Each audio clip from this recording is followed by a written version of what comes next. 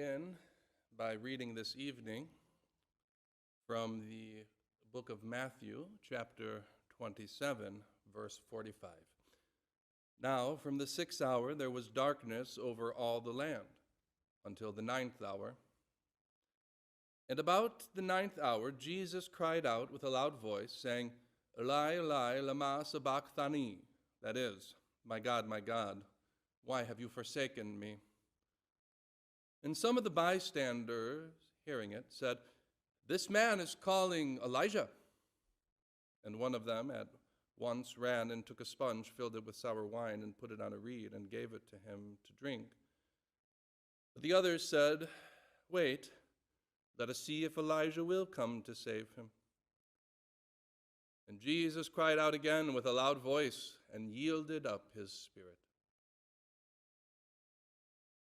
We've read that as the death of Christ drew near, the sky grew dark.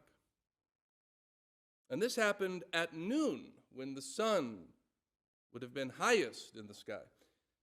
That is the meaning of the 6th hour, as we have read. And so for 3 hours there was upon the earth an unnatural darkness.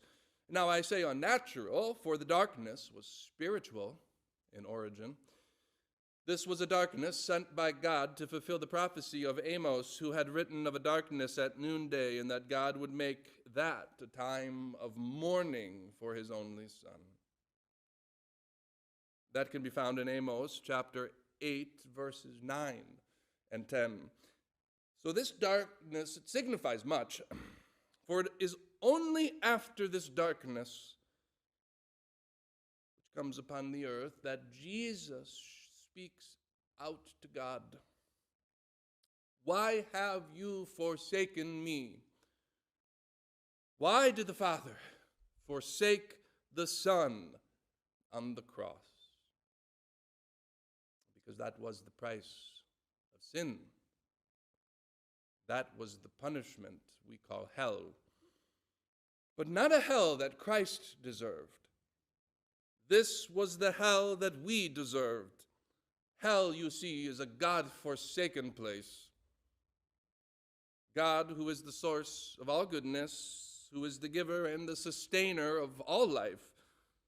Well, hell is the absence of God and the absence of good and the absence of real life. Hell is a living death. And that is what Christ suffered on the cross before he died. And we must understand that sin is spiritual. It exists between ourselves and God. By definition, it pertains to a spiritual relationship. Therefore, the price of sin cannot only be physical punishment, nor can it only be psychological punishment, but it also must be spiritual. It must be hell. A hell that affects every aspect of the human existence. And this is what Christ suffered on the cross.